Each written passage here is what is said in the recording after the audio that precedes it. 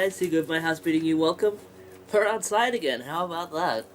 Isn't that wondrous? 2 videos in a row where we're outside. That's the kind of product you have to pay for everywhere else, but here, you get it for free. None of that, all of that.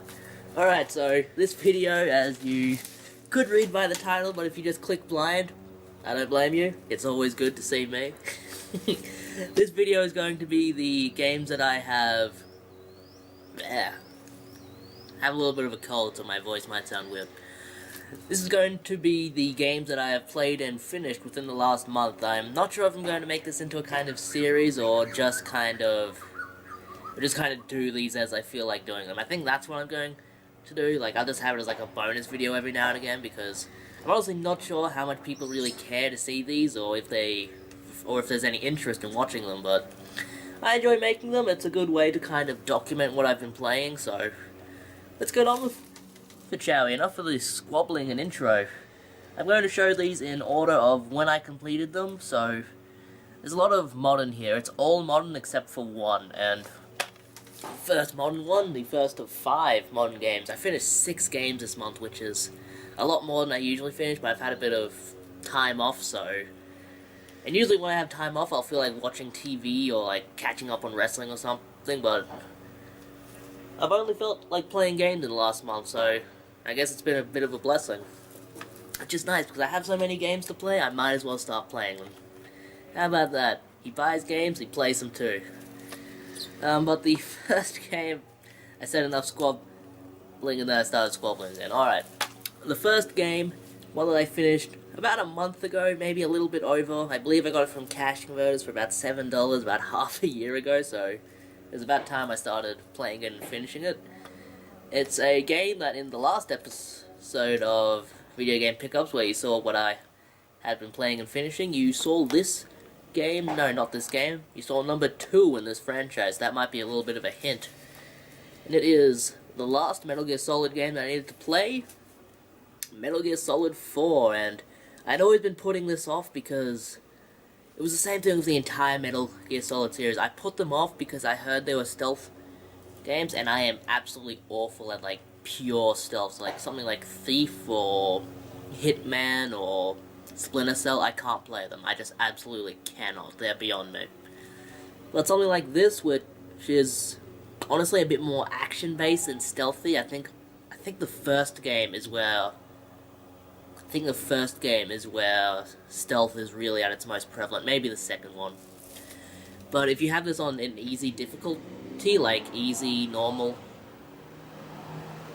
Cool comment. If you have this on an easy or normal difficulty, you can get through it completely fine, not knowing how to stealth. Just... you do still have to avoid enemies, but it's very, very easy to do, so... it's like an easier kind of stealth game, and that's good because it's also the best stealth game I've heard. And now that I finished all of the titles in this series, or all of the named titles, I finished Metal Gear Solid 2, 3, and 4. And I think number 3 is still my favorite. That might just be because it's the first one I played. I played number 3 first because it's supposed to be the first game in the series as far as the storyline is concerned. And I'm not going to try and explain the storyline. It's massive. It's a massive, complicated storyline that if I tried to explain, we'd be here all day, but this kind of explores the kind of villainy of war, I guess you would say, and how, like, war isn't a good thing as it continues to evolve, which, take your own stance. So I have my stance, but the game has its own stance, and it's a very good game. I think you really play this game for the characters. There's a lot of really interesting characters in the game, not just in this game, but in the entire franchise. Like, the boss battles in this are par none. Is that how you say it? Par none? Par none, some of the best boss battles in gaming history. Which, and I think number 4 probably has the best boss battles. So that is something it has going for it, and it's very cutscene heavy. I'd say about a third, maybe closer to half of the entire game is cutscenes. There are a lot of cutscenes in this game. So, But it's not the kind of thing where you can just look up the cutscenes online and know what's going on. You need to play the game to really understand what's going on, and it's also very emotional. By the end of this game, I had a lump in my throat. I was almost in tears at how good the game was, and a very emotional story. But that's really all I can say about it without spoiling it. But if you have ever wanted to try the Metal Gear Solid franchise, do it. Play it on easy difficulty, you'll blast right through the game and you'll have fun. I'd say start with number 1, maybe start with number 3, but 1 or 3 is what you should start with. Don't start with number 2 or number 4, they're kind of end game kind of games. But it's very cool, it's very cool. I enjoy this game very much, and for $7, I definitely got my money's worth. This game is like 20, maybe 25 hours long, so you'll definitely get your money's worth. Next up, something I showed in the last pickup video. I said that I had finished it, and I did, so now I will talk about it a bit more. It is... I need a drink. Nothing here. I cleaned the area up so there's no drink. This is for the PlayStation 3 Spec Ops The Line, and I think I paid $3 or $4 for this, and I did get my money's worth, but only barely. It's a good game, but it's really nothing you should go out of your way and try and find or play. But if you like movies like Apocalypse Now, you'll probably enjoy games like this, because like Metal Gear Solid 4, it kind of explores the villainy of war and how war takes effect on soldiers and civilians in the war zone, so... But it doesn't really tell you this until kind of the last half of the game, so the first half of the game you're just trudging through thinking it's a basic kind of Gears of War, third-person cover-based shooter, and I'd say for the first half of the game it's really not all that fun, because it's just very basic. There's not a whole lot to keep you attached, but I knew that by the end of the game it really picks up, so I stuck through it and I got to the end of the game, and it helps that it's a short game. This game's like 6-7 hours long. Hey, a buzz, not a buzz, a wasp, they're fun. It's only like 6 or 7 hours long, so if you're going to buy this, don't pay more than like $5 or $10 for it. But it is a good game, I say, because of the last half that kind of explores all of that kind of philosophical stuff. What the... Fuck off, wasp. Is it coming back? Nah, it's gone. Doesn't want none of this. But the last half, it does explore that kind of philosophical meaning of war, and it's a lot more... I wouldn't say fun, it's not really a fun game, but it's more engaging than the first part of the game. And by the end of the game, kind of explains everything, and that's where it's like, oh, yeah, that's cool, I'm glad I played. So, if you can find this, buy it, play it. Just don't pay too much for it, because this game is thought of very highly, but only the last half should really be thought of highly. Like, gameplay's fine, music's fine, graphics are kind of crappy considering it was released in 2012. Like, I don't really care about graphics. What else is there? Storyline's good. And the characters aren't very fun. Like, you'll get through the game and they'll just be like exactly like characters in Gears of War, where it's like super bro. How do I explain it? Like that kind of stereotypical like army marine kind of person that you would think of, like they're super proud to serve their country and they're really up themselves. So they're nothing against men and women of the United States. I'm just gonna stop before I offend someone. But the characters in that I don't like. Alright. Hopefully all of the people I haven't offended are still watching. And we have the only retro game in this video, and it's a doozy, one that I have been meaning to finish, and one that I've been meaning to talk about for the better part of a year, or, no, not even a year, like 3 years. Like, I got this in 2011, and only just got around to finishing it, because it is balls to the wall difficult, and at one time I just gave up on the game, and I've only just gotten around to picking it back up again. And it is the very underweighted, no, I'm underweighted. The very underrated, that I don't like to say hidden gem, but that's kind of what I'm going to say just to describe it. It is Jewel Master. Get it? Hidden gem, jewels.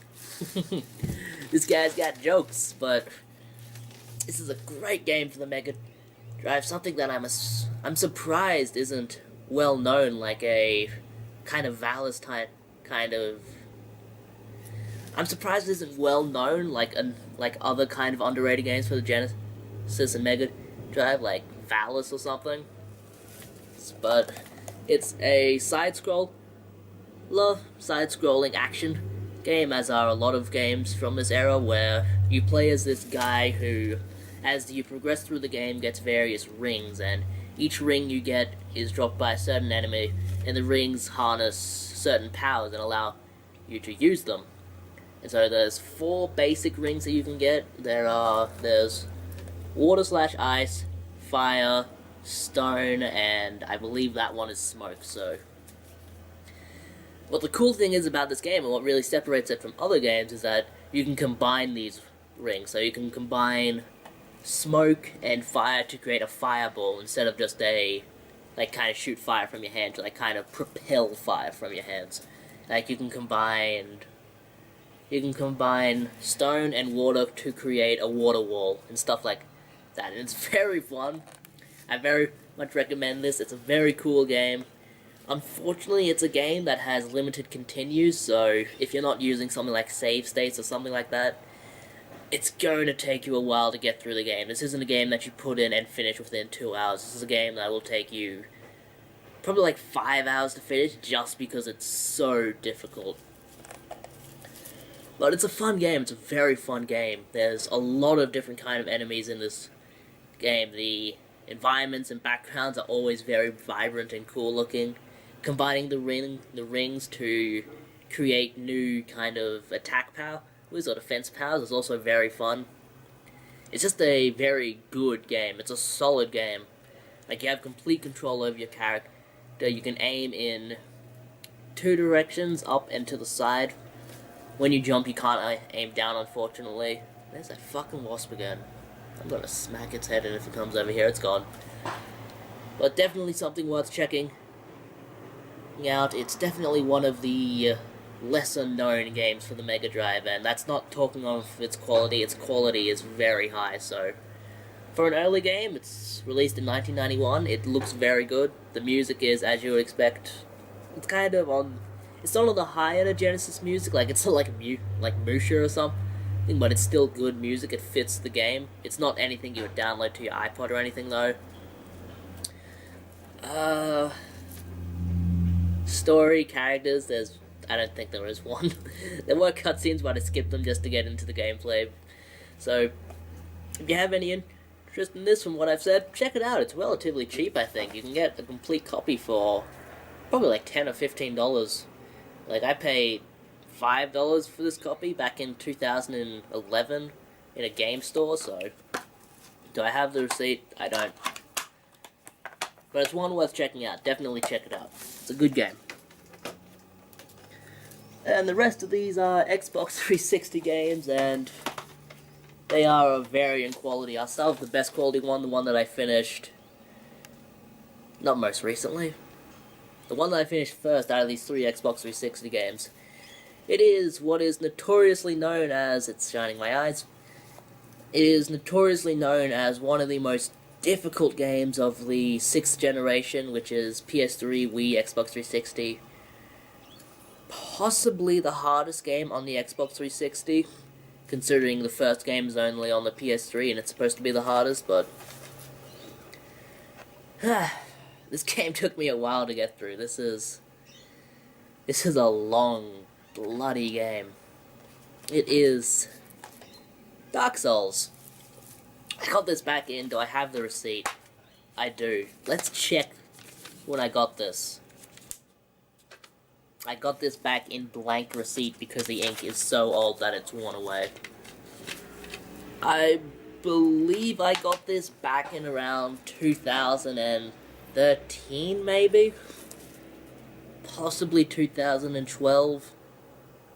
I want to say 2013. And when I got it, I played it for about 4 hours, and the game was just handing me my ass, so I stopped playing until recently and just completely gave up on it. And similar to the other games in the series, Demon Souls, Dark Souls 2, I have said that I have a deep appreciation of these games, but until now, I've just never been able to play them because there's always been that difficulty gap that I've just never been able to get around. But for whatever reason, I moved the Xbox 360 downstairs onto my standard definition television instead of keeping it on the high def one, and I've just been playing a few Xbox 360 games lately and finishing ones that I've been meaning to finish, and I picked this one up and I was just like, you know what, I'll give it another try. I'm probably not going to finish it, but I'll give it another try, and that was my mentality going into this game, that even though I would try my best, I knew I wasn't going to finish this game, and so as I got to each different area,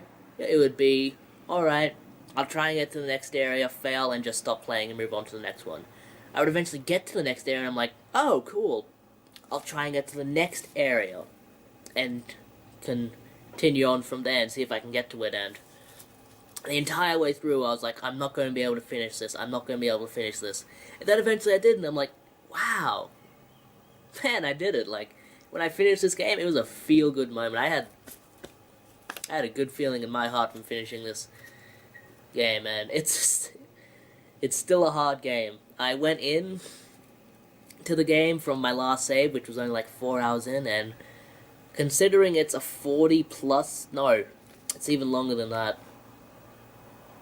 God, I think my total time in this was 50 or 60 hours, which is absolutely insane. Like, this took me a week to finish, so I had the entire week off, so I was just sitting down playing it and enjoying it, and when I got to a part where I didn't know what to do, I'd look up what to do, and that kind of really helped in the game, because I wasn't doing that before, and because I was doing it now, I was kind of more prepared for what I was doing. And that's really the word of this game, prepare. You know, prepare to die. But this is a game all about preparation. And if you go into this game not knowing what to do, you're going to get slaughtered. But if you kind of look up for what you're going to do, what you're supposed to do, if you kind of look up what's going on around you, like the story and whatnot, you kind of get more prepared for what's going to happen in the game, and you can avoid a lot of different traps and kind of counter a lot of different enemies' attacks, because a lot of the enemies in this have their very own specific attack patterns, and if you don't learn their patterns and kind of play by their rules, you are going to have a very difficult time with the game, as I was 2 or 3 years ago. But it's a damn good game, I'd say. This is up there with my favorite Xbox 360 games right now. Like, up there with Fallout 3 as one of my favorites. So, very much recommend. The storyline is incredibly deep, as in, you can play this game, get to the very end of the game, and still not have done a quarter of what you're supposed to do in the game, or a quarter of what you could do in the game, and by the end of the game, I think I had done like 70 or 80% just because I was going to bonus areas to kind of get items that would prepare me for the battle ahead. And oh, the story is so deep. It's the kind of thing that if you don't look up the story and like where you're supposed to go and what you're supposed to do, you're going to miss a lot of stuff. And it's going to make the game a lot more difficult because you're going to miss out on items that are going to make your character more powerful. Like, through this entire game, I was just looking up what to do. And I think that's how you're supposed to play the game for your first playthrough. But I did get through it eventually. It was still incredibly difficult. I was dying constantly, but a lot of the boss battles that people say that it took them like 10 or 15 tries to get through, I was blitzing through in 1 or 2 goes. Like, I'm trying not to name any like specific places or characters because that's going into spoiler territory, and I don't want to spoil the game for anyone, because if you want to play this game, play it. Unfortunately, it's not too cheap. Like, it's still like $30 or some odd dollars, I think.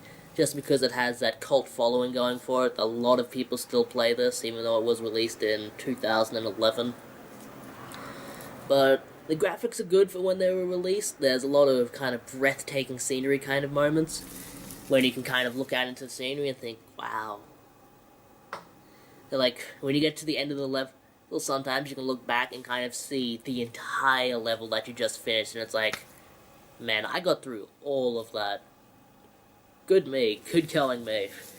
The music is fantastic. The final boss music is something I would listen to on my iPod all day. The characters in this are... They seem basic at first, but as with the rest of the game, as you kind of look up online what the characters' stories are, you find out that they're really in-depth. Yeah, I got bile in my throat. It's not fun being sick. It's not fun being sick, but I do the videos for you guys. I do it for you. And the characters in this, very deep storyline, very deep. It's a very absorbing game. It's the kind of game that once I finished it once, I just wanted to play it again, but I'm not sure if I'm going to play it again just because it is a very long game. But if any of this kind of interests you, go out and seek out the game. It's a very good game, I say. And a lot of people agree with me. It got 9 out of 10s when it was released, so definitely check it out. It's a well-known title. It should be easy enough to find. And yeah, check it out. Alright, last two.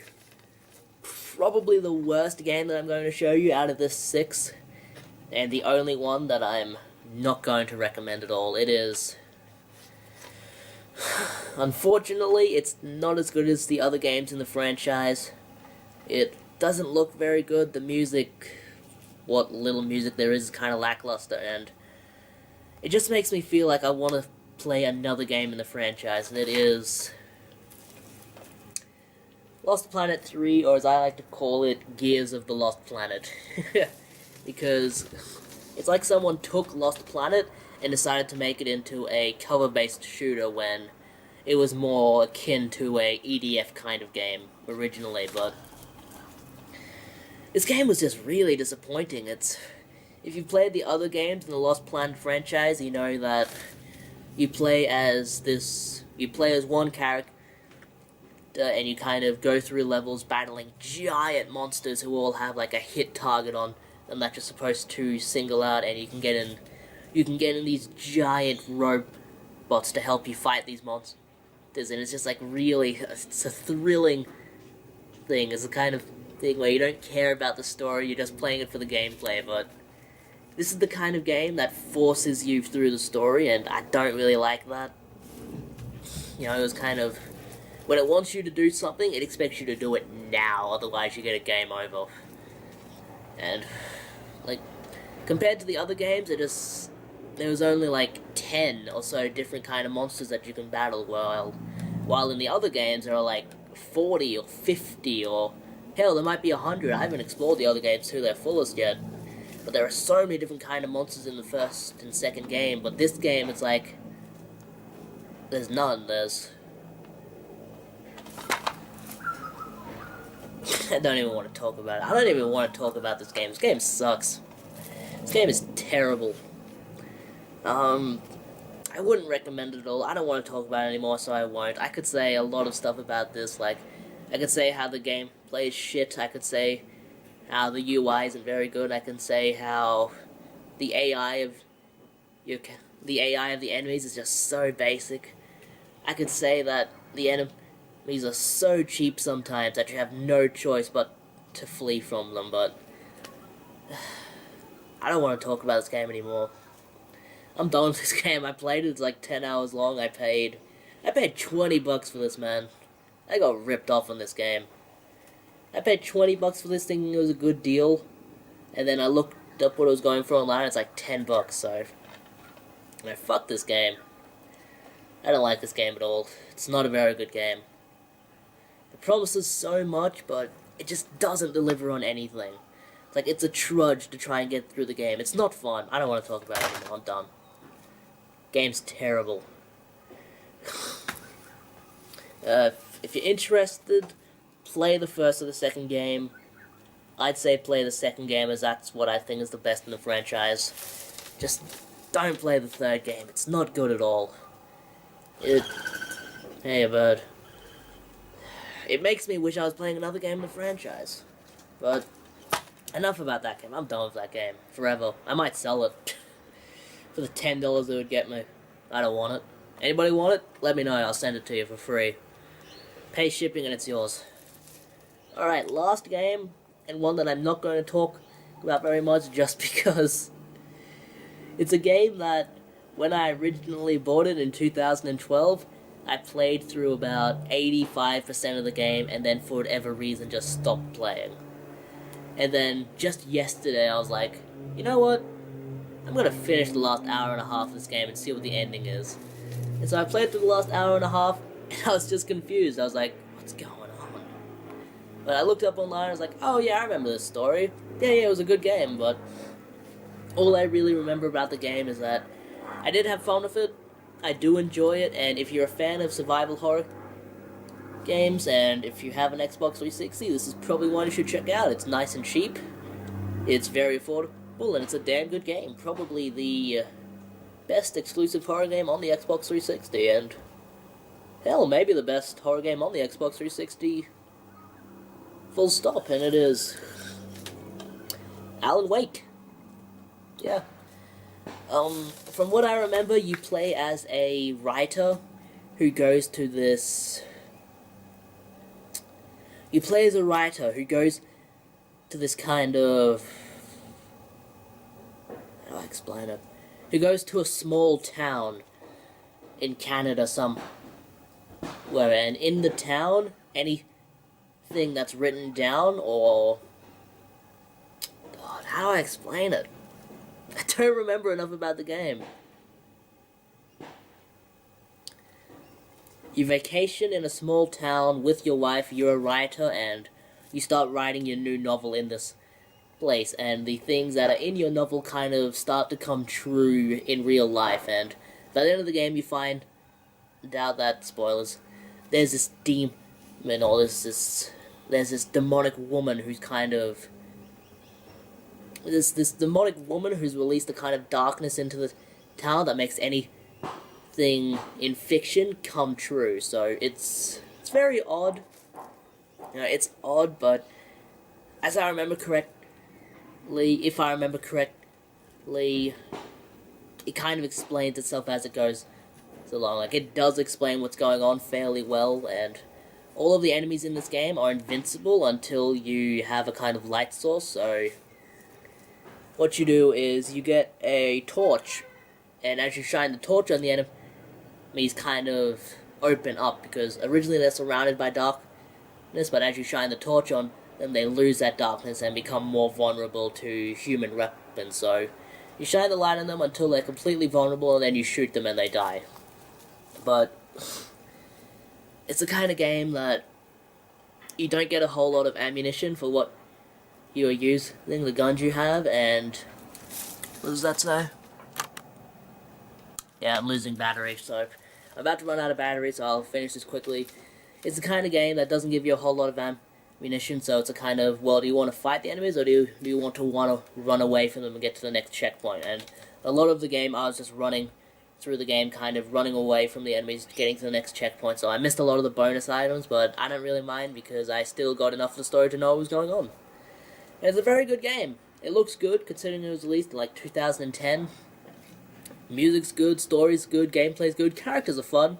They're not anything amazing, but there was supposed to be a sequel to this that never was, so hopefully it gets a sequel one day. I'll be in line to buy it. And it's a good game. It's a good game. Check it out if you're a fan of survival horror games, and if you have an Xbox 360. That's everything, so there's a bit of a recap here. What I played this month was Metal Gear Solid 4, Spec Ops Allied, Duel Master, Dark Souls, Lost Planet 3, and Alan Wake. What do I plan to play this month? The month of almost May? I'm really not sure. I might try and play Demon Souls. I might try and look for Dark Souls 2 somewhere and buy it and play it, but I really don't have any plans, so I'll just play whatever tickles my fancy. So that's everything. I hope you like the new look. I shaved the mustache. And it's a secret of my house. Bidding you welcome. Stay good. Stay out of my op shops.